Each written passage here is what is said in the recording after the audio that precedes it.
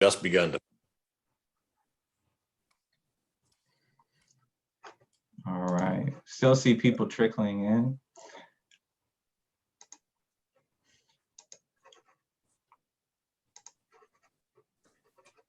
Sure, a whole bunch of folks have a whole lot of stories to share about their experiences during the primary. That will be one of the things that we talk about near the end of the session. So please get ready to share your successes, horror stories, whatever it was that you had. We would appreciate hearing how it went. And one of the things that I think would help out a lot is if you can include in your story where you went to go vote and what day. So be prepared to talk about that if you are wanting to share your experiences. We would love to hear from you.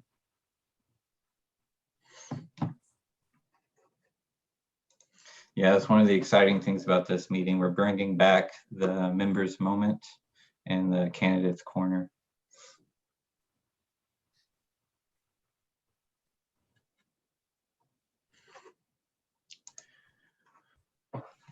We see a lot of people in the chat, quite a few of our candidates. Hello, everyone. How you doing, Glenda? Judy, how are you doing? JT, I don't think I've ever met you, JT. If this is your first time, welcome, welcome. I'm still very hoarse from phone banking. Yeah, phone banking is still an effective way to reach out to voters. Absolutely. All right, let's see, what time is it? It's 2:03. We're going to go ahead and get started in a little under 2 minutes at 2:05. In the meantime, everyone, please keep introducing yourself in the chat. Also tell us, what part of Harris County are you from? No, Harris County is very large.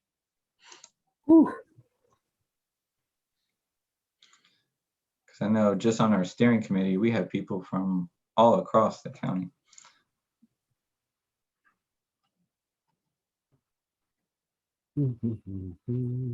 Bessie Mansfield, I see your comment about running for precinct chair 722. That is freaking awesome. I love that there are actual races for precinct chairships. Unfortunately, we've got way too many that are just flat vacant. So it is wonderful to see that there are folks competing to be a precinct chair. We need a lot more of that. Active and engaged folks on the precinct level, doing the groundwork at the doors, on the phones. Thank you so much. Yeah, that's where the change happens. Absolutely. All right, y'all, it's 2:05. So let's go ahead and start this off. Bill, can you go ahead and lead us into the meeting? Sure, be glad to do that. I've been asked to introduce the steering committee, the people that prepare the meeting every month. We have John Floyd, Ruth Milburn, LaTanya Whittington, Chuck Cruz, who boldly went where none of us have gone before and ran for office. And I guess he made it through his primary. So we're looking forward to advancing that effort. And Jeremy Scheid, who you hear from a lot. He acts as our de facto chair, even though we don't actually do it that way. And so I guess we can move on from that. Well, my name's Bill Hahn. I've been hanging around the steering committee for a while. I was the representative to the Gulf Coast Committee, which is kind of in hiatus. So what are we here for? We're here to work for the furtherance of economic, political, social, racial, and environmental justice through education, direct action, and political engagement. That is who we are. And we try to stick with those principles. Those of you who have been through the endorsement process certainly appreciate the rigor that we apply to that. Today, as far as our agenda, we are going to look at election results, and we have some very encouraging ones to report. Chuck's got a report on primary voting patterns. As we all know, Texas continues to be a non-voting state in terms of turnout, which hopefully we will improve on in the general election. And hopefully we will get enough turnout in our runoff to advance our candidates. We'll hear something about the convention delegate process from Odus, who we are very pleased to have with us today. And some updates on the county Senate District Convention. And lastly, how you can become more active. And as Chuck is pointing out, that is a big issue. We need all the active we can get. And I guess we hand it off to Scott here. Are we? Got Scott here? Thanks, Bill. There you go. So this is our monthly treasurer's report. We did fairly well on donations last month, increasing our bank account by about $350. Our donors were myself, John Floyd, Jen Gott, Linda Phoenix, Genesis Draper, Andre Wagner, Andrea Duhan, Kelly Andrews, Bianca Carazal, Evan Choate, Layla Seal, Dylan Osborne, Clayton Tucker, Charles Cruz, and Jeremy Scheid. So thanks to all those people for donations. We sure could use some more monthlies. So if you're so inclined, we sure would appreciate it. And this is how you do that. If you would like to donate to our Harris County chapter and support what we do here, as far as electing progressives in Harris County, that is the QR code on the right. If you would like to donate to our national organization, that is the QR code on the left. So you should be able to use the camera on your phone to pick that up right off the screen, and it'll take you right to the donation page of your choice. Thanks a lot. All right, I'll take it off from here, Scott. So we had an exciting primary night. We had a lot of victories. All the names that you see on the list right now are endorsed candidates who won their election. And when I say win, I mean they got more than 50% no runoffs for these candidates.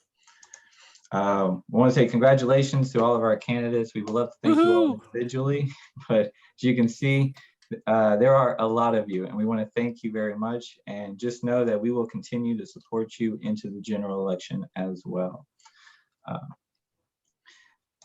We also want to say thank you to some of the candidates who did not win this cycle.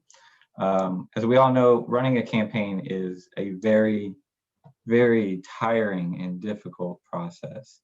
And we want to say thank you to all of these candidates and some elected officials who put in a lot of hours and time to try to make Harris County a more progressive county, a better county. And although it didn't work out the way that we wanted, we still thank you for all the hard work that you've done. And thank you for stepping up, because not everyone can, and it's a brave thing to do so. And we also have some runoff candidates as well that we need to continue supporting. So if you see here, a nifty little pie graph to show you how our results look. 63% of our endorsed candidates did win. We still have these 12% candidates, these 6 right here that you see on the screen. Diana Martinez Alexander, running for the U.S. Congressional District 38. Jason Long, who's running for District Court 185. Monica Singh, running for Civil Court at Law number 4. Ben Chu, who's running for Harris County Commissioner's Court, Precinct 4. And Sonia Lopez, who's running for Justice of the Peace, Precinct 1, Place 2, as well as Steve Dubel, who is running for Justice of the Peace, Precinct 1, Place 2. Just so everyone knows, early voting dates and election dates are at the bottom of the screen. Please keep those dates in mind, because we typically have low turnout in runoff elections, and your vote matters so much more. So please keep a track of those dates and vote for our candidates. I'm gonna go ahead and pass it off to you, Chuck.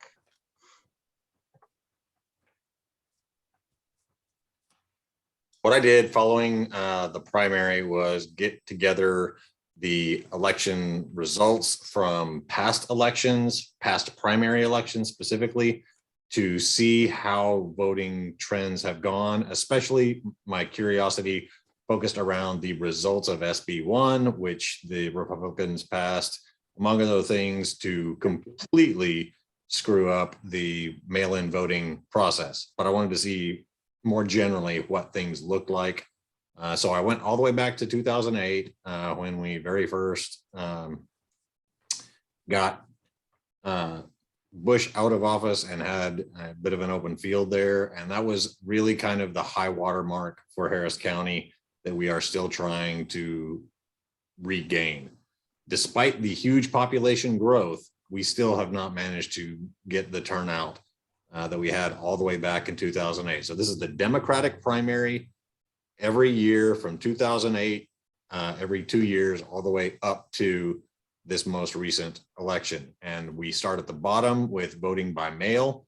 Then the next one, the darker blue, is going to be voting early. And then the tip top is the folks that show up on election day. So we can see that one of the things that I personally am, it was expected, but the best comparison year, because it was an off cycle, so we can very clearly see that in the presidential years, we tend to have better results than the gubernatorial years. And that was completely borne out by the data.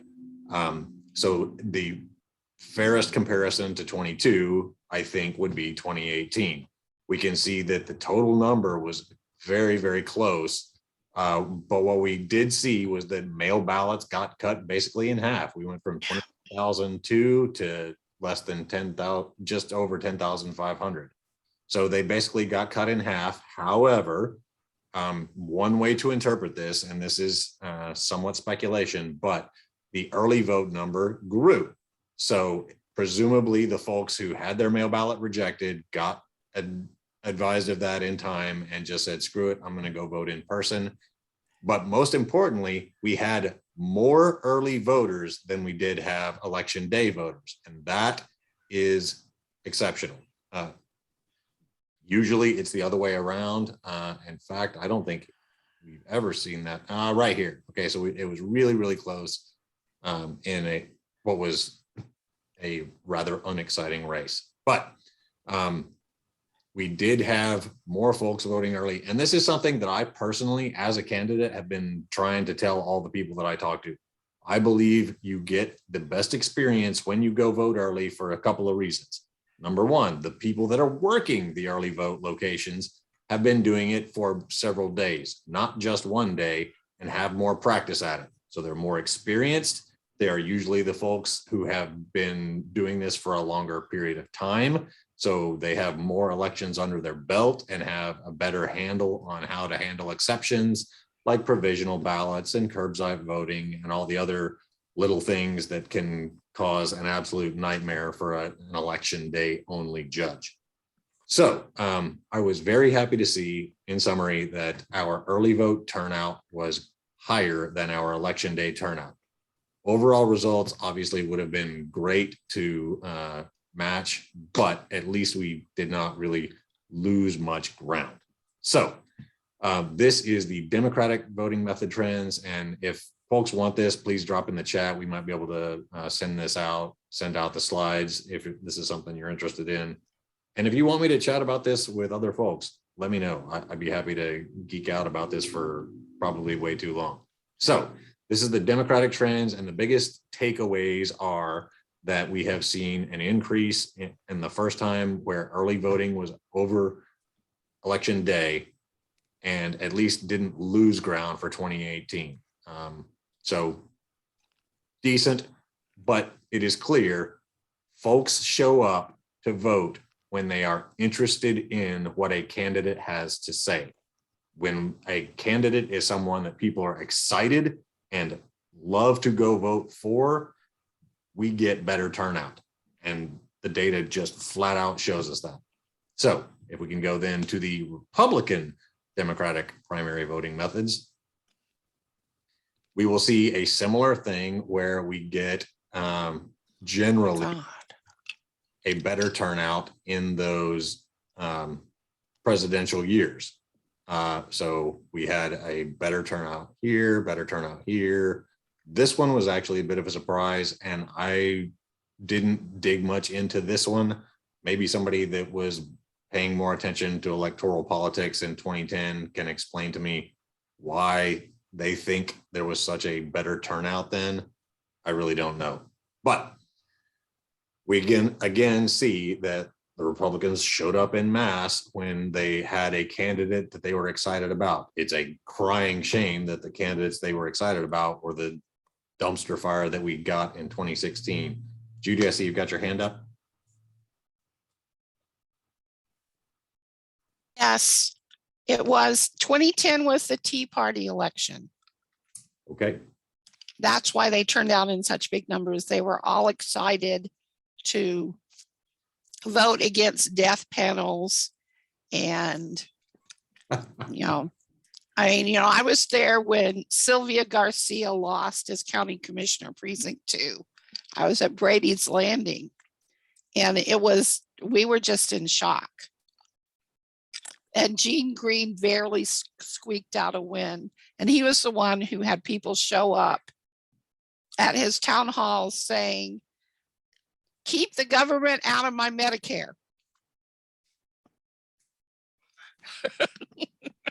So yeah, I'll mute myself now. All right. Appreciate that, Judy. So the other thing that I wanted to point out is that if your philosophy is that mail voting is a good thing, and I personally think it's quite fine normally, but Republicans apparently hate it and definitely shot themselves in the foot, because they went from the comparable 2018 year of almost 24,000 folks voting by mail to like a third of that. So not even cut in half, but a third. They did similarly reflect the higher turnout for early vote than election day. So this does appear to be a bipartisan thing. I really truly believe better experience voting early. So I'm not happy to see the Republicans turning out in higher numbers, but I believe that the general public is getting a better voting experience. And so hopefully that will minimize the election day snafus, which we still manage to have quite a few of. But again, we've got a higher early vote turnout than election day turnout. And I believe that that gives a better experience to the general voter, whatever their background. We again see that there was a really high turnout here in 16, and they kind of blew us out of the water there. So that was their 2008, I suppose. I'm not really speculating much on what this looks like for 24, but as always, we got work to do. Okay, so I tried to get a true side-by-side comparison for each of the parties, but the best that I could do, if you can hit the next slide, Jeremy, was the 3D version. So this is seeing across the bottom, we've got the years, and going back, we've got the parties and formats alternating. So we've got some pretty big one. Yeah, true. Very good, Scott. So we've got the variations here by method and by year. And we're doing okay, but we've got a long way to go. This one was not what I was wanting to see, to be sure. The election day turnout was not as spectacular as it should have been. But again, like Scott said, primaries are not great indicators of the general. So we've got just under 8 months to get out to the public, and well, 7 months if we get them to vote early. But this is the side-by-side for all of these. Any questions? Judy, is your hand still up, or is that a fresh hand up?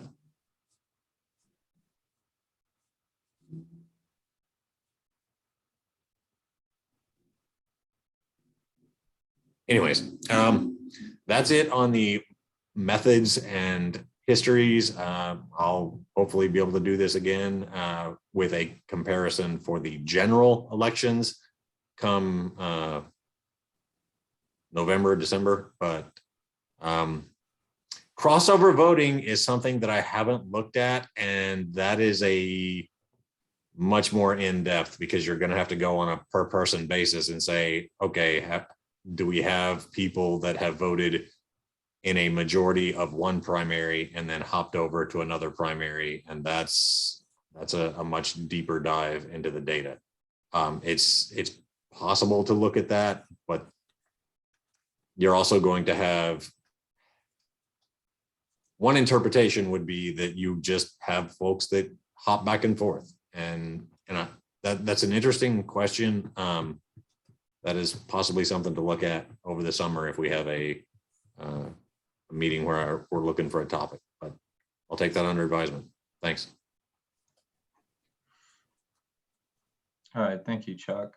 And just so everyone knows, we share the slide deck in the chat, and we'll post another link in a moment. So if you want a copy of this information, guess what? You got a copy if you want it. So Chuck, thank you again for looking at this. It's very good to see where we're at, because that's the first step to plan to where to go. So next, we would like to introduce our special guest speaker, our own Democratic Party Harris County Chair, Odus. Odus, are you here? I am here. I am here, Jeremy. How are you? I'm doing well. So I'm gonna stop the screen so everyone can see your lovely face. And make the speaker view. And Odus, thank you for coming. We appreciate it very much. Aside from the runoffs, there are more stuff that we need to do as a party. We're hoping that you can give us some insights on how we can do that effectively and organize efficiently. Odus, you have the floor. Absolutely. Thank you so much, Jeremy, for your leadership here and our revolution. Thank you for everything that you all do to organize and making sure that voices are being heard. I see so many candidates who took the opportunity to run, some of our incumbents. Didn't get all the way there, but I thank you for not just showing up when the election was happening, but showing up after the fact too. That's really important, because we're going to need all hands on deck. I see some candidates are going to be in a runoff. So remember, there's an election May 24th. I believe the runoff is just the week before that 24th election day. Please make sure that you get out and go vote in those runoffs. It's really important that we have a strong slate of candidates heading into November. Chuck, as you were given that preview, that presentation of the primary, one of the things I do want to touch on really quickly before I go into the convention stuff is, just be very mindful. The Republicans had very highly contested primaries. They had highly contested primaries in their governor's race. The Governor Abbott thought he was going to have a scare.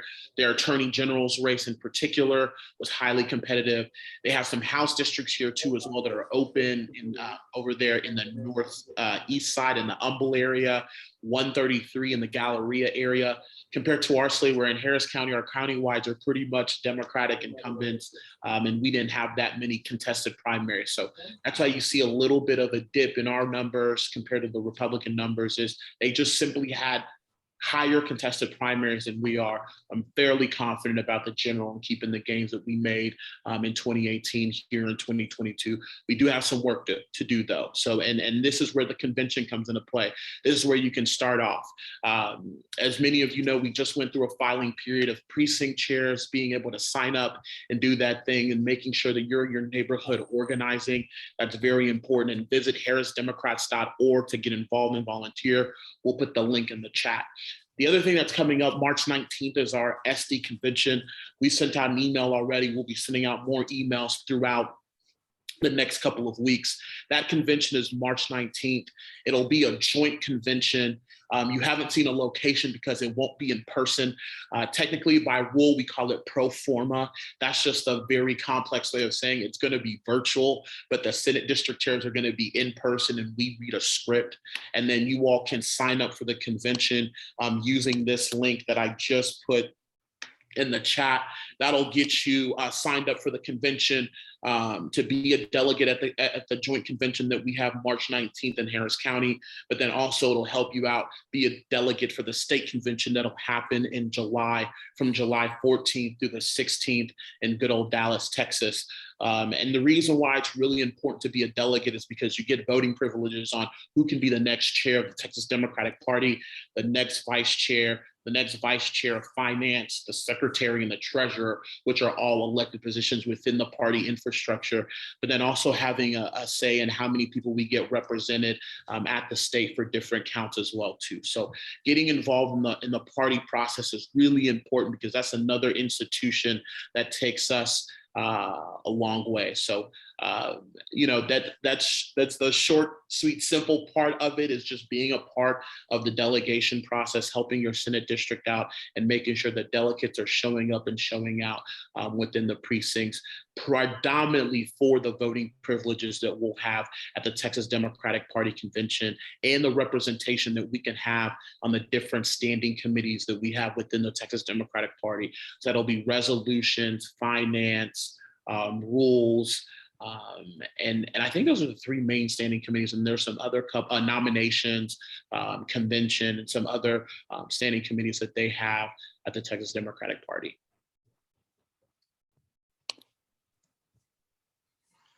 That's fantastic. Thank you for sharing that information. Tell us, what's the likelihood of us having a convention here in Houston? Because I feel like they keep skipping us over. And I mean, come on, what's going on? Yeah, that's one of the things that we've always talked about with the Texas Democratic Party, is having a convention here, the state convention here in Texas. The issue is that Houston is such a big city, and Houston is not just a national, but it's a global city. So we're constantly having conventions and expos and workshops here that don't necessarily align with the time frame that we have to have those conventions. And so 2024, we're still looking at it. I know that they feel like El Paso and San Antonio are the finalists, but we're still talking to Texas Democratic Party.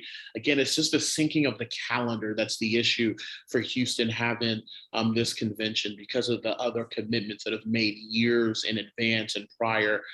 So folks are definitely working on that. But we advocate all the time for Houston, not just for the state convention, but the national convention too, paying attention to the South, paying attention to Houston, Harris County.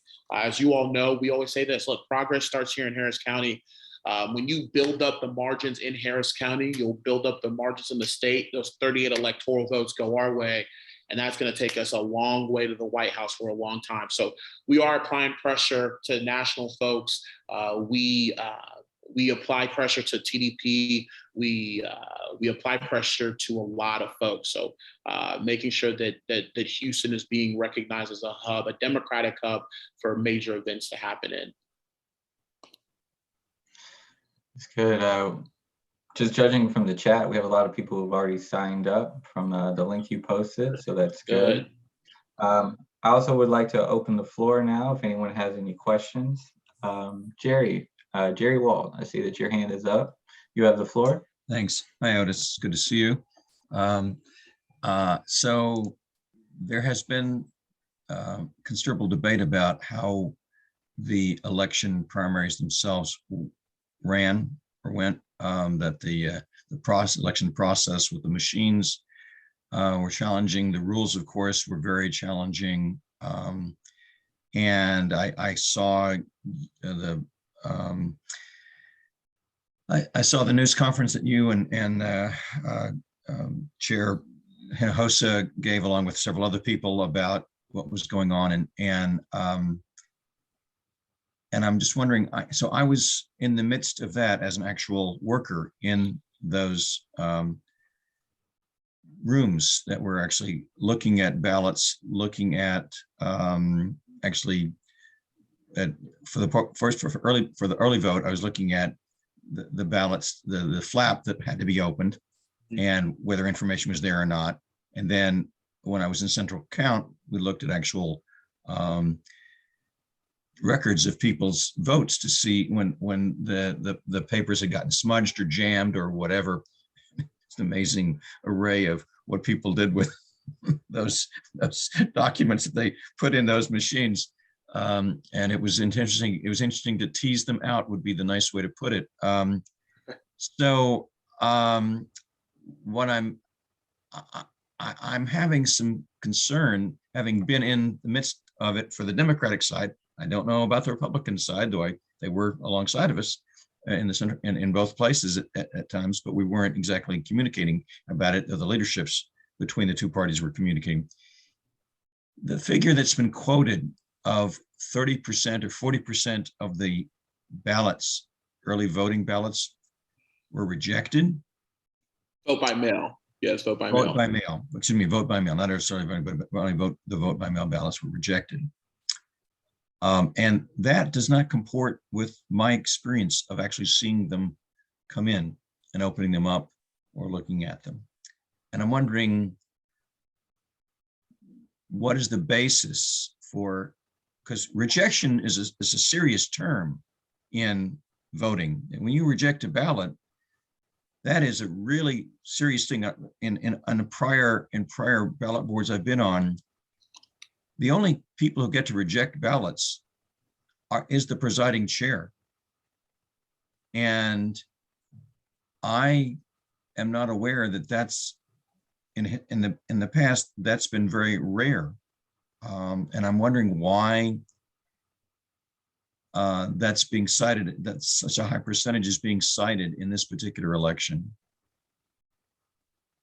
Yeah, Jerry. So I think the number one thing that I would have to say is, number one, thank you so much for the work that you did on election day. Seriously, you all are on the front lines, and now our election workers and our poll workers are caught up in frankly partisan political BS, and it shouldn't have been that way. And this is what's been going on since 2020. I don't need to spin you all or tell you what's been going on. There's a former idiot that was the president of the United States who fed a lot of people into the big lie, created this fiasco of rejection rates for vote by mail. The reality is, when you create a bill like Senate Bill 1 and you put more of a burden on the election workers to get it right, and you increase the penalties for not being able to verify signatures properly and things like that. Now these election workers, number one, don't want to work the election. So that's why you saw a little bit of a staffing issue with the election day. They don't want to work the election. And then number two, they err on the side and being more conservative of rejecting those ballots. Because if now, Jerry, I say you're responsible and you're culpable, and it's a Class A misdemeanor now, you're going to be found liable. I mean, this is what the Republicans wanted. They wanted to instill fear and doubt in folks' mind when they created this bill. And so when you see that high rejection rate and some of the laws that were created, like, we've never seen rejection rates this high. You're absolutely right. That is a byproduct of Senate Bill 1. We've created this fiasco of rejection of vote by mail ballots and applications being rejected. Number one, not having the right driver's license number or social security number, not syncing up. And then having those folks' contact information being written legibly on their ballots and applications, so that there could be a follow-up call being done. And we actually think we salvaged some of these votes because we were doing follow-up calls as a party and doing our vote by mail chase. And then also the election administrator's office was doing the same thing as well too. So that number probably should have been a lot higher if it wasn't for those folks who, number one, we were able to contact. Now that number stayed high also as well too, because one of the things we were encouraging folks to do is say, hey, look, screw it. You got to go in person. And a lot of folks ended up going in person for early vote and election day. So if you were working those polls like you were, and you were doing some of the count on election day and during early vote, you saw a lot of elderly folks, folks on walkers, folks who normally are voting by mail, but their ballot and their ballot or the application had already been rejected. Some of them had been rejected as high as 3 times. So they had to go in person and go vote. So that's why that number is high. It is a microcosm of SB 1, some of the new rules they've placed, the intense and the increased burden they've placed on poll workers and election workers. the increased penalties on that. And now in the general election, what we face now is even more voter intimidation, because now you'll have the ability for poll watchers to come into the polls and do one hell of a job of intimidating voters, because they'll be able to roam free now in some of these locations. So that rejection rate, that high rejection rate, is a direct cause of Senate Bill 1. And this is exactly what our Democratic state legislators were talking about, and ran for justice towards Washington, D.C. for help when they broke form. So I want to make clear I understand what you're saying, and maybe that's where there's a discrepancy between my understanding and what you're saying, which is you're saying the actual poll workers at the election site, at the polling sites, were rejecting ballots that they got, or early ballots that they got, that's kind of weird, because usually those go through the elections division, and then the verification committee looks at them, rather than what I'm hearing you say, which is that persons who are actually working election sites were rejecting ballots. So I'm confused by that. No. No one at an election site is rejecting anything. I'm talking about the count in the election administrator's office. We saw this across the whole state of Texas. County clerks and election administrators and the Secretary of State's office, they have to err on the side of caution now because of the different requirements that are for vote by mail applications and ballots. And I saw a comment in the chat about applications and ballots. Obviously, they're different. One is to apply, one is to vote by actual mail. Both of them can still get rejected. When you were seeing in the news, and you could look at the news articles, there were still high rates for both.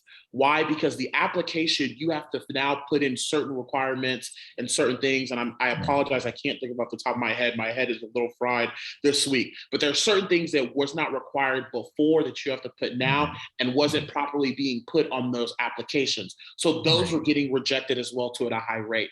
The ballots were doing the same thing because of your signature and how you have to verify them, and the way and the different modes of them verifying. And there is different boards, and I know we're scratched for time, so maybe another day will be great for us to have a conversation about the actual process and the different signature verification boards, and the ballot board as well too, that's controlling the count.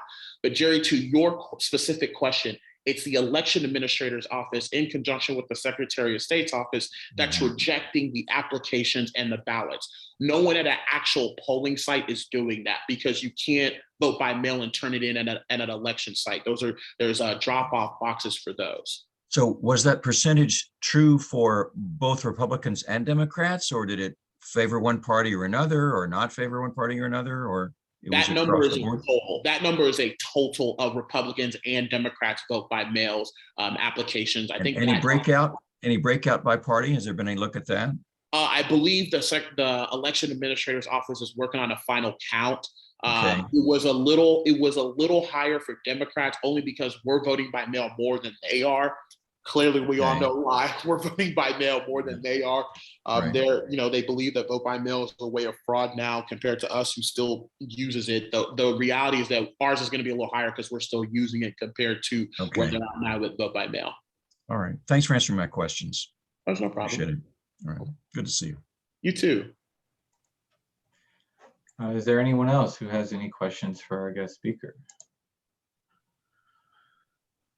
Speak now, forever hold your peace. I mean, this is your chance, man. No one? All right, we got a question from Chase West. Chase West, you have the floor. Hi, Chase. Hey, how you guys doing? One thing I did notice is, and I understand Harris County is huge, but we have we have a few areas out here in West Houston, far West Houston, so Katy, Cypress, all that stuff, that are winnable. And we really haven't made any push to, get the people there, working and get a community together to block walk and do stuff like that. And I think that's something we really need to consider, because I know, in the middle of the city, we can hit every door. But a little further out, you'd be surprised how much bluer it is than you'd think. Yeah, I think, and obviously working for a man that is out in that area and growing up in that area, I have obviously I share the sentiments that you're saying. I think the one thing though that we have to be very cognizant of is what the Texas legislature did with our maps. It is now heavily gerrymandered to favor incumbents, whether you're a Democrat or Republican, and it favors them all over the state. And I think the issue that we'll have in certain areas, and number one, we do need to block walk in what I call our unincorporated and suburban areas as well too. There's a lot of Democrats out there that we need to motivate, but also to recognizing that these districts are very much redistricted in a way where it's favoring Republican incumbents, especially out there with Mike Schofield, Tom Oliverson, Sam Harless, Valerie Swanson, and things like that. So that's why 2020 was so critical for us, trying to flip the state house. We were 23,000 votes short. You all know we're in the midst of a pandemic. And so we're trying to get back into that. And I think part of what you're talking about, Chase, too, is once now folks are more comfortable getting out of that pandemic, you'll see a lot more organizing in these areas. Because before the pandemic came, we were making really good strides in places like Cypress and Katy, and out here in Spring, where I currently live at, and in the Memorial area, and then going up more north. We were making great gains because we were having organizing stuff happening. We were having a lot of gains. Folks were really in tune, and then the pandemic really put a big halt in that. And I think now with us, hopefully, knock on wood, being on the other side of that, you're going to start a rejuvenation and revitalization of a lot of that going on out in that area. And we've got some work to do to get folks back engaged, but I definitely believe that that's going to happen. And we have great community leaders like you out there stirring the pot up and getting folks engaged too. So I appreciate all the work that you're doing out there, Chase. Thank you, sir. And yeah, I know AFL-CIO is usually on our side. We really need to let them know that we can unionize out here as well. Yeah. Because they turn down a lot of endorsements and stuff out here because of the fact that we don't have the number of union jobs as they do in say the little port. So that's another thing that we need to talk about, because we got Amazon, FedEx, and stuff coming out here. So yeah, but things are changing. Yeah, and the other thing too, we've been talking about results as well too, and talking to folks, talking to my parents' neighbors. Quite frankly, they're tired. One of the things that we also have to recognize too, in our electoral politics, is that folks are burnt out right now. You've had COVID, a lot of quality of life issues that have happened, folks, their jobs, COVID, school, a lot of parents who are trying to take on double duty of working, but also homeschooling their kids because they're not comfortable with them being in the schools because of how our state leadership, our Republican state leadership, has dealt with stuff. So fatigue has really set in because a lot of folks have been doing this for a long time now, since 2018. So hopefully we could get a little bit of a reprieve here. And COVID, again, I think that's a lot of this root issue is, COVID and people just being fatigued. And then hopefully they're able to get a little bit of reprieve here during the summer and do their thing. And then we can come back strong, coming back in the August, September, October, and really have a big November and keep the gains that we've made. And I appreciate your point about AFL-CIO too. I mean, when John Rosenthal ran in 2018, that was a big push out there. It was labor. Labor was really big out there in West Houston. And I know there was other organizations. I know we worked with Swing Left. We worked with the teachers union. So there's folks that have been doing it. I promise you, before COVID hit, before we all got tired, we were really making a lot of gains in Western Harris County. And, this pandemic really put a big halt in that. So I'm looking to get on the other side of this deal of COVID, learning how to live with it, cope with it, and really start organizing back out there. Good deal. Thank you, sir. Yeah, Otis, I remember those active moments in Cyprus, back helping out the Siegel campaign, Rosenthal, Kalani. It was very communal. People at different precincts. You block walk mine, I'll block walk yours. That community, that's how we make change. We need to work together. And that's what everyone needs to remember. Chuck, it looks like you got something you want to say? I was just doing the thing from, what was it, Game of Thrones, when the king was talking about which is the bigger number, 5 or 1, and it's all one together. It's the stronger. No. We'll have one more opportunity. Any final questions for our special guest speaker? Going once, going twice. All right. Well, Odus, thank you for joining us. We appreciate it. It was always a pleasure having you on. Thank you for being giving all the information as well. And I feel like this was also a good pep talk as well to get us up and ready for the runoffs and the conventions. Yeah, absolutely, Jeremy. Thank you all so much for having me. I'm shocked because we have a lot of candidates who usually like to talk a lot, so they're not really saying anything, and I'm just messing with them. But no, seriously, don't forget, please vote in our runoff in May. Y'all get plenty of rest. I know you all have been doing this for a very long time. Get plenty of rest. I'd rather have you alive here to vote than be in the hospital dealing with other things. So please get rest up. Remember, we have runoffs in May. Visit harrisdemocrats.org, become a sustaining member, volunteer, sign up to be a precinct captain or a precinct chair, because we'll need you in November. And with that said, y'all keep going, our revolution. I'm really proud of this organization, and thank you for the support that you all have given to us over the years, and looking forward to be back soon.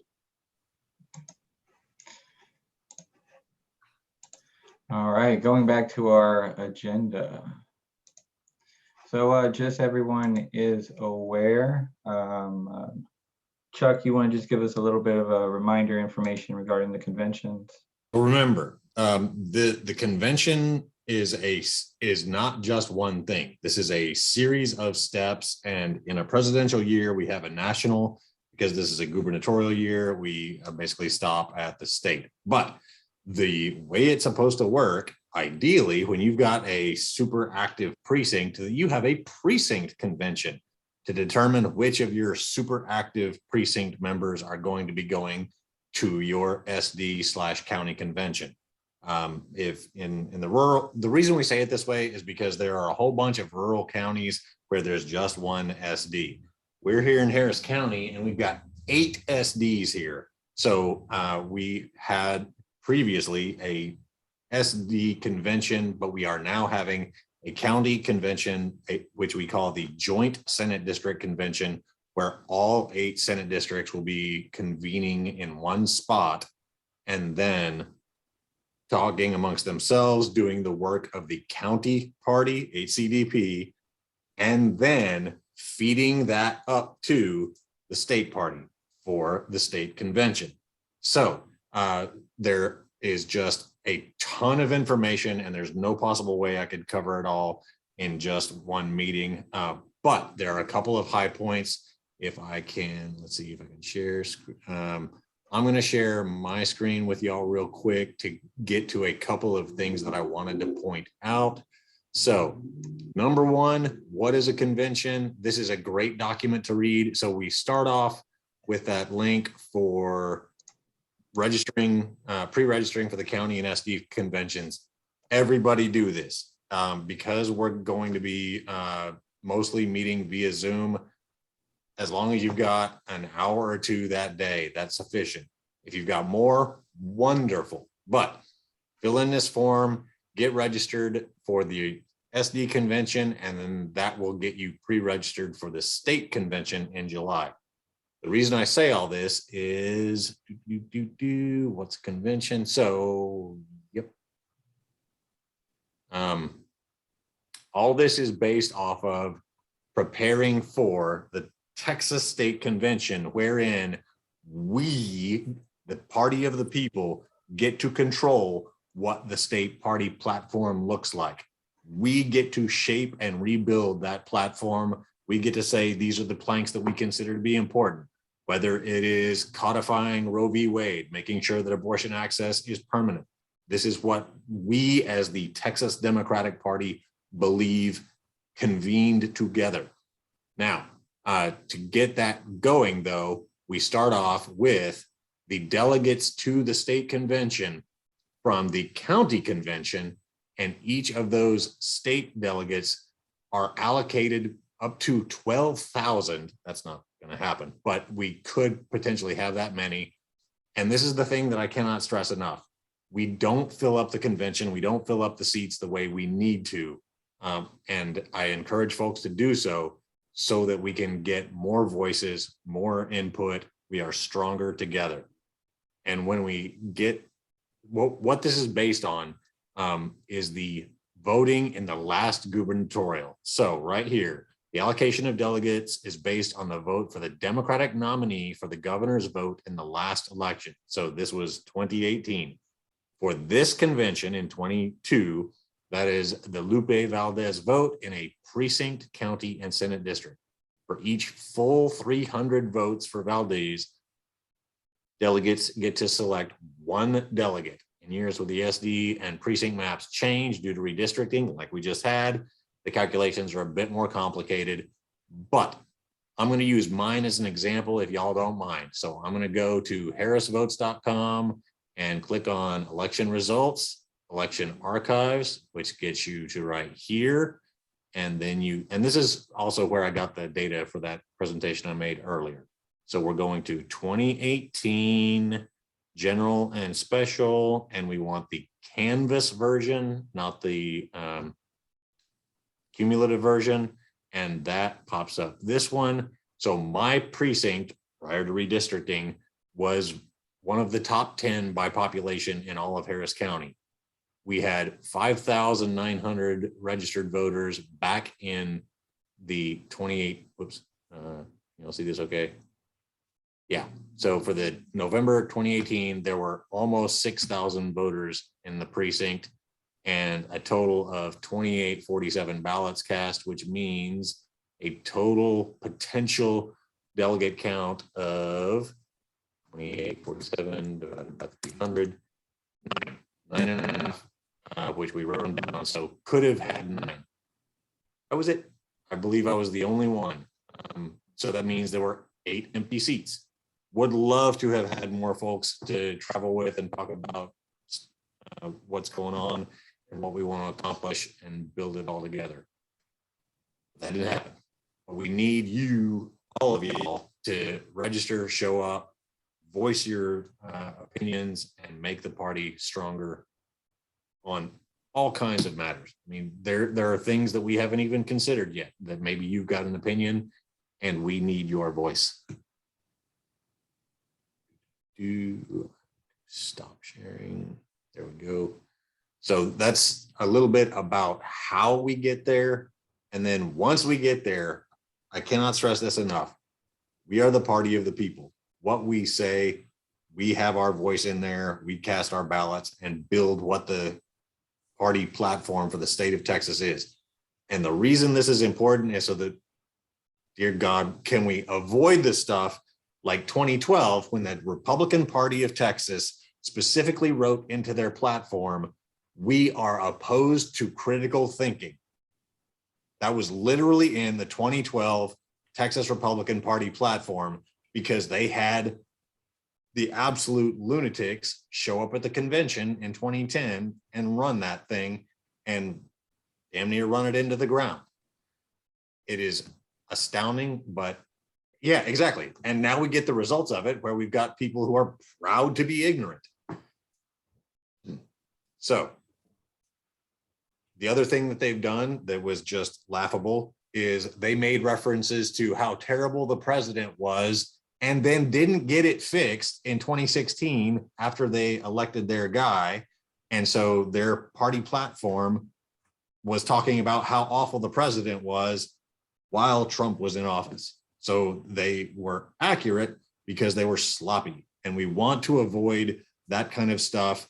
And more importantly, we want to be able to shine the spotlight on how horribly pathetic they are and use this kind of material when we are going to talk to voters, either at the doors, on the phones, or texting, so we can say, we have a strong platform. We have this.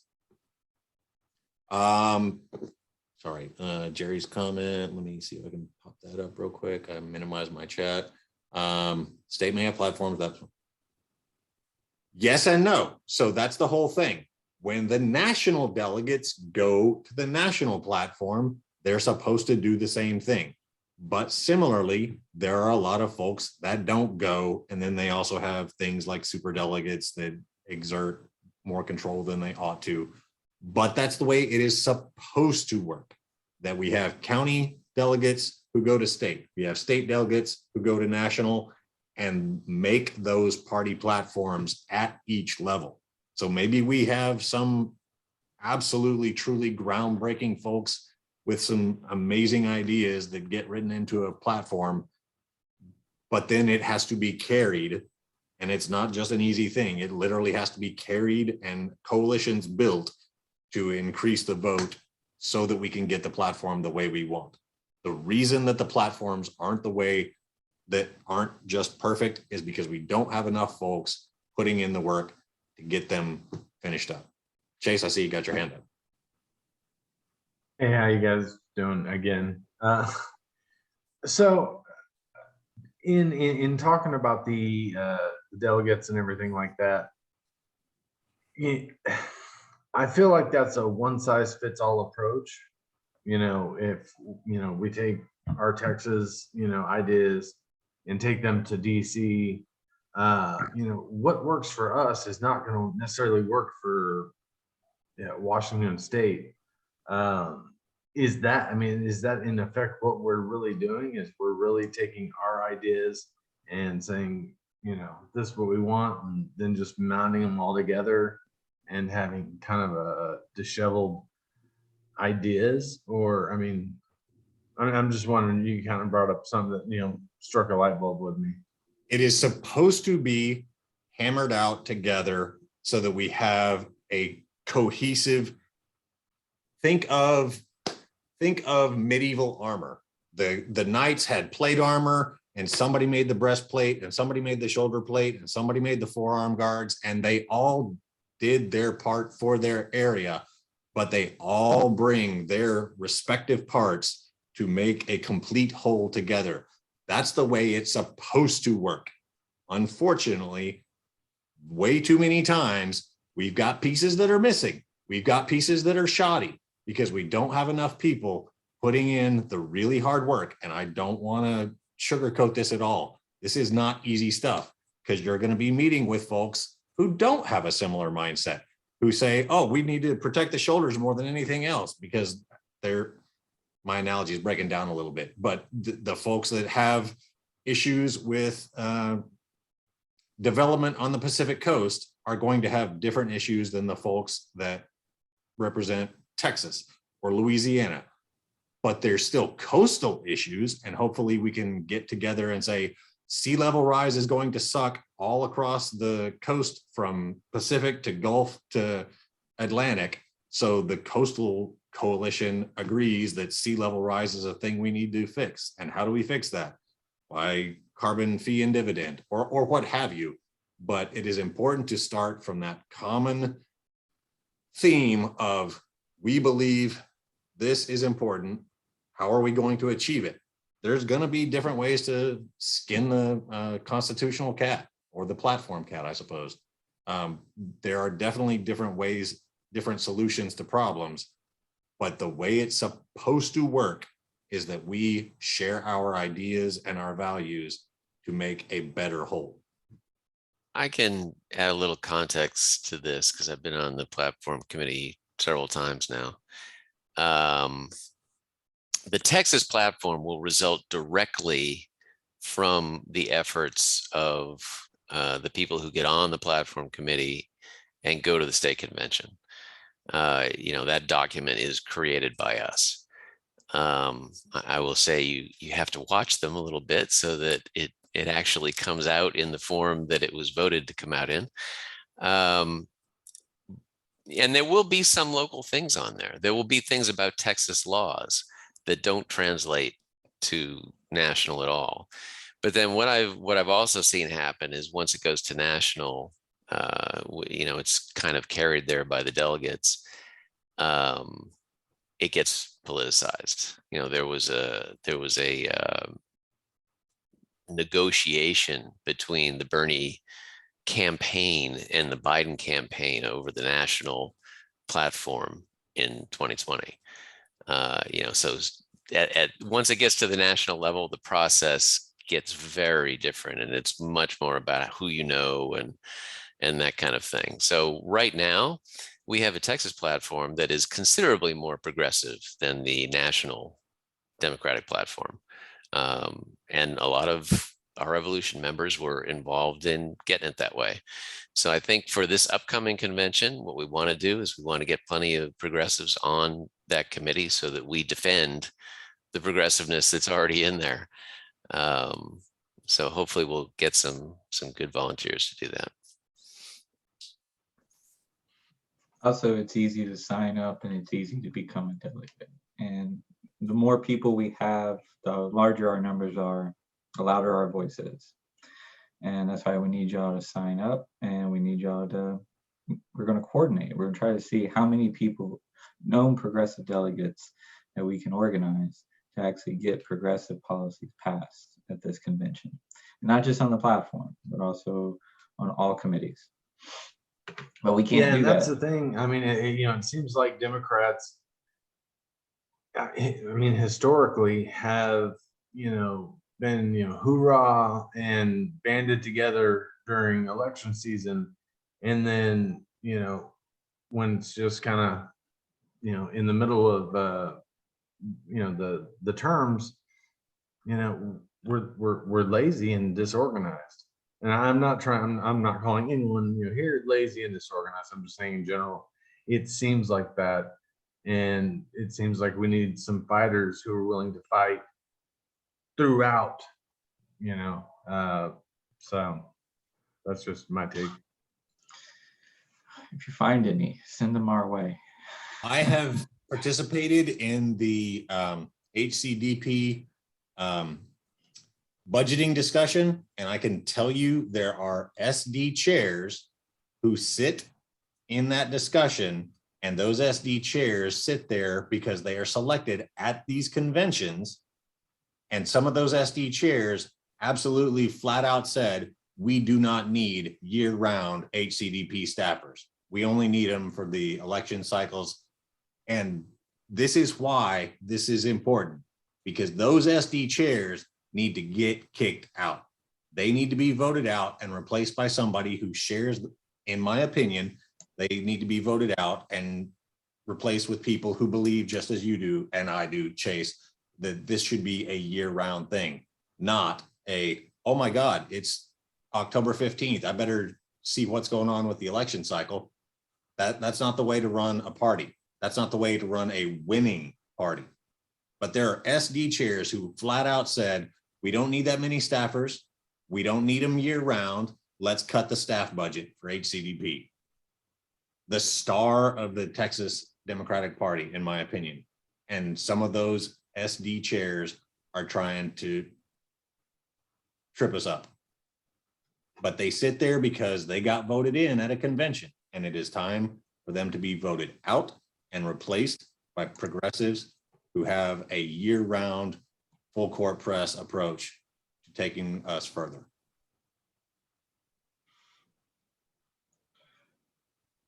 Does anyone else have any comments or questions they have for Chuck?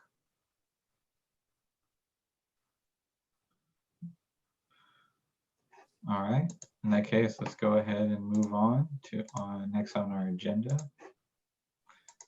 So just so y'all know, again, this QR code will send you to the RSVP to become a delegate at the convention.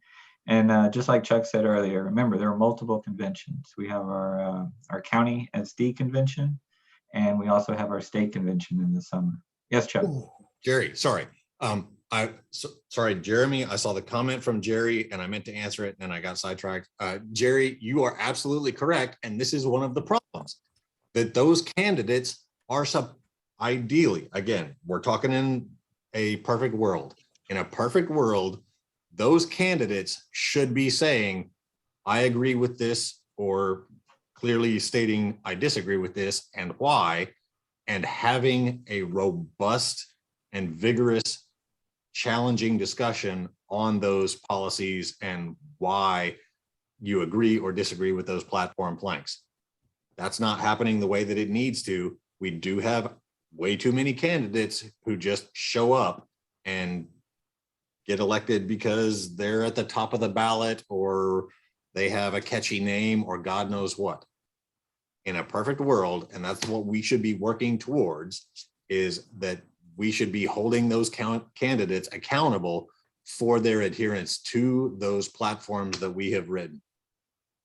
In this case, I'm quite okay with someone in Texas diverging from the national platform, because the Texas platform, the Texas Democratic Party platform, is far more progressive than the national DNC platform, because we haven't gotten the progressives all the way and taken control of the DNC. We've got a pretty good representation at the TDP, but it's going to take more, and we need to hold those candidates accountable for their divergence from the state party, because we work really hard for it. Absolutely, Chuck. Going ahead and move on. Bring back segment that we kind of put on hold due to our endorsement process in the last 2 months. Right now, we're about to hold our candidate corner. This is a chance for anyone who's running for office, whether you're the candidate or a surrogate for a candidate, you will be given 1 minute to speak. If you want to speak, please go ahead. Use the raise hand function on the side, and we'll give you 1 minute. We see our first candidate is one of our runoff endorsees. Diana, you have the floor. Hi, everyone. Thank you so much for all the support so far. I'm really proud of what our campaign was able to accomplish with only 2.5 weeks in between the inception of this idea and actually filing for office. With the lead up time to the runoff, I really expect that we're gonna hone our process and really show what we're made of so we can go out there and win in the general. I'm excited about that idea, sharing with people the main point of our campaign, defending democracy, and all that that entails, working for families who are struggling to put food on the table, and having that perspective. So thank you for the support so far, and I look forward to May 24th. Thank you. Thank you, Diana. Next, we have another one of our runoff endorsees, Monica Singh. You have the floor. 1 minute. Good afternoon, everyone. Apologize for all the background noise. I'm now doing mommy duty and soccer to practice, but I wanted to jump on to make sure that I heard about all our exciting stuff with the state delegation. Thank you so much for your endorsement. I'm looking forward and fired up for the May runoff, and I'm so glad that we always have energized people like you who are ready to go. So Monica Singh, Harris County Civil Court at Law number 4. Thank you so much for your time today. Thank you. Our next candidate is a endorsed candidate, and I will have to say had an impressive race. In a 3-way race, she was able to get more than 50% of the vote and win without a runoff. And I would like to introduce Ms. Portia Natasha Brown. You have the floor. Thank you, Jeremy. Thank you, Scott. Thank you, Chuck, and everyone at Our Revolution. Thank you all so much for your support. I'm so proud of the work that this group does, and I'm excited about being your candidate in November. I'm really excited to do more Get Out the Vote events. It was very strange to not block walk today. I almost went and grabbed my lit and ran out, but I just wanted to say thank you so much, and I won't take up any more time. We have some great candidates that are in runoff, so thank you again for helping them and helping me and the Democratic Party. Thank you, Mrs. Brown. Our next candidate, we have Judge Clinton Chip Wells. You have the floor, sir. Thank you, Jeremy. I am Clinton Chip Wells, your incumbent judge in the 312th Family District Court. I appreciate everything that Our Revolution does. I want to congratulate your endorsed candidate, Paul Calzada. He ran an excellent campaign, and I'm fortunate to have come out of this and to make the runoff. But congratulations to Mr. Calzada. I'd appreciate y'all's support in May, and look forward to continue to serving you for 4 more years in the 312. Thank you very much, Jen. Thank you, sir. Floor is open. Any other candidates would like to speak for the candidates corner? Going once. Going twice. All right. Now we'd like to open up. Real quick. Oh, yes, Chuck. Chuck Cruz for House District 128, running against 2 out of the 3 terms. Worst Texas legislator, tippy top of the list, the top of the trash heap, Briscoe Kane. I'm running against him for House District 128. I would very much appreciate your support for please, anybody that you know that lives in Baytown, Deer Park, Crosby, Highlands, LaPorte, if I didn't already say that, a little bit of Pasadena, Morgan's Point, and Highlands, and even Huffman. That's the top of the district. That's House District 128. If you enjoy having gasoline, we probably made it. So support a guy who's wanting to get into office and be an engineer that knows what the industry is about. Briscoe is a lawyer who couldn't tell a compressor from a condenser and is a terrible representative for many, many more reasons. So thanks for your support. Chuck Cruz for HD 128. A little known fact about Chuck's race: if Chuck wins, we kick out the worst representative in the state. Yeah, interesting fact. Now, since we're done with our candidate corner, now we'd like to move it on to our members minute. This is a chance where our members can share upcoming activities, events that they want to promote. If you're part of another organization, you have an upcoming meeting, maybe an event for community involvement. The floor is open. Would anyone like to share?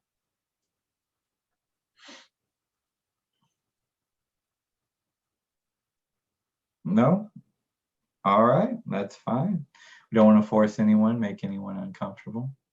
I have see a hand. Miss Judy Kraft, you have the floor.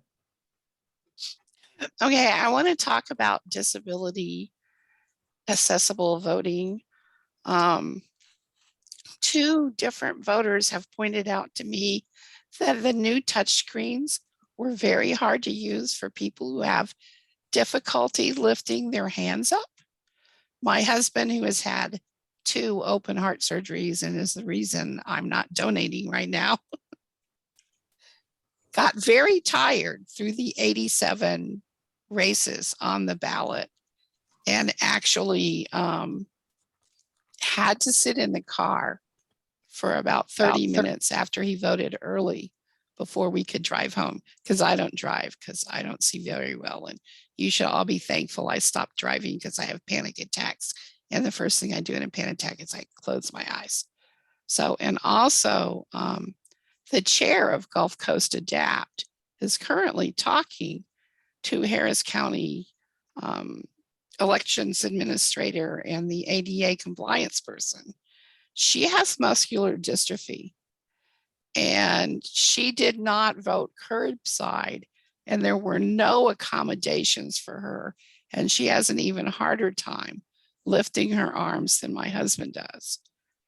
So our new machines, although I love that they have a paper trail, despite the inherent problems with Houston's humidity and printers and scanners, plus the mechanical aspect of scanners, that just is asking for paper jams. We still do not have a really good method for all of our disabled people to vote. Thank you. So I served as an election judge last year. I believe we still have an ADA accessible device that is intended to be easier to use than the touch screens. I do not recall whether or not we use that for curbside though. Yeah. Yes, the old machines, actually, if you brought your own puffer, you had something you could hook up to the e-slates where you could blow for people who don't have any use of their hands at all, where they could blow with their mouth and move the thing around. But even the people, I tried to talk to the ADA compliance person and ask about whether they had more accessible stuff for curbside. that helped people like people with cerebral palsy or muscular dystrophy or anyone who's quadriplegic to use something besides a touch screen, and they haven't gotten back with us.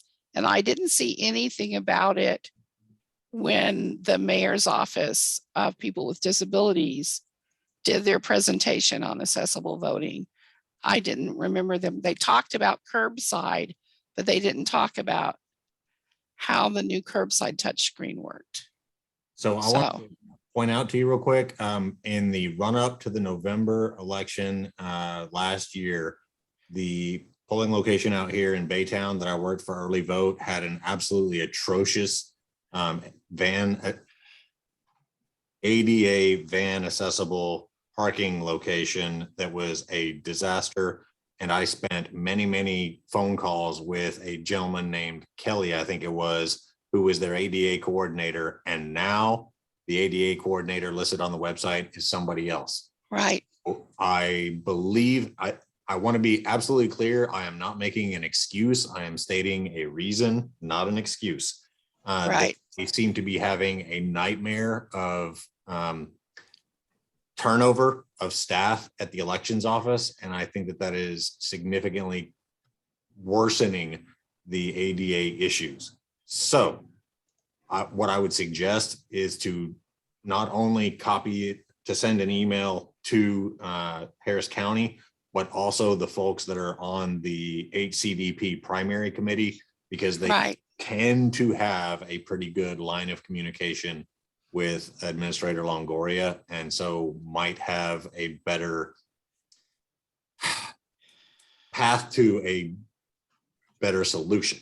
All this to say, ideally, what I would suggest is an email that is got not just the problems, but the potential solutions, because problems are important to understand. But if you have a concept for a solution that they haven't thought of, give it to them, because that's what I had to do over at mine. The van accessible place that they had was a disaster, and I spent hours on the phone just to get the ADA parking spot moved and get it reassessed and blah blah blah blah blah. And they fixed it, but it was not an easy thing. It takes persistence. Well, Lydia is one of the people who brought suit against Harris County in 2016. Okay. So she's one of the originators of the lawsuit, and that's why we have an ADA coordinator and subject matter experts giving reports. So, yeah, so we're working on our email to them, and we're also going to CC the Justice Department, because we're still under Justice Department purview on our accessibility of voting. I just wanted everyone to keep that in mind, because it's easy for people who aren't disabled yet to forget. But like us in the disability community say, many of you are going to wind up disabled, whether you know it or not, for at least some portion of your life. Where, you know, I used to be temporarily able-bodied, and now I'm not. So thank you. Appreciate you, Judy. Thank you for sharing. All right, for the sake of time, we're going to go ahead and start closing out our meeting. Before we do, we wanted to make a call to action. We are asking for help. We are looking for a volunteer who can assist us in social media outpush. So we are looking to grow our social media presence, but a lot of us are illiterate in this area.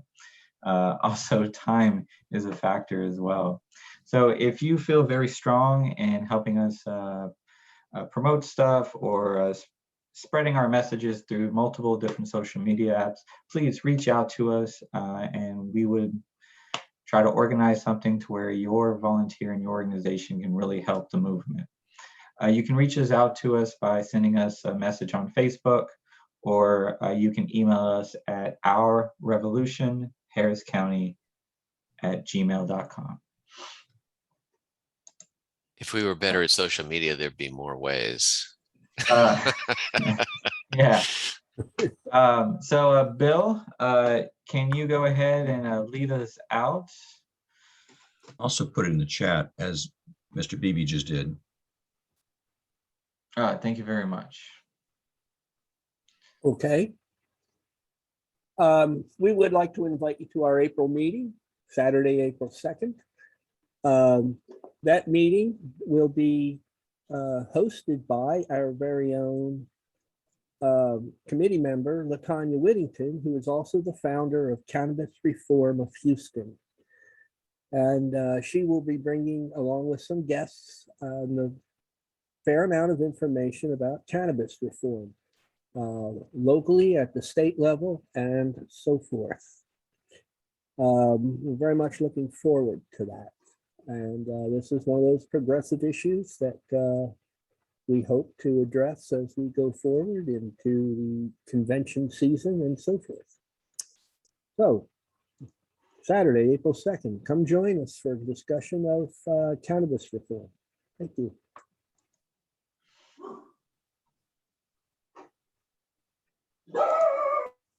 Probably supposed to do this. That's the Brazoria meeting, which is next Saturday. If you guys, if one county is not enough for you, we welcome you at our meeting next week.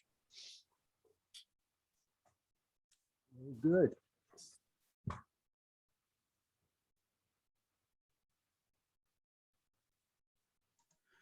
For the few social media pages that we do have, you can still follow us on Facebook, YouTube, and yes, we have a TikTok page, but I will advise you is not very active.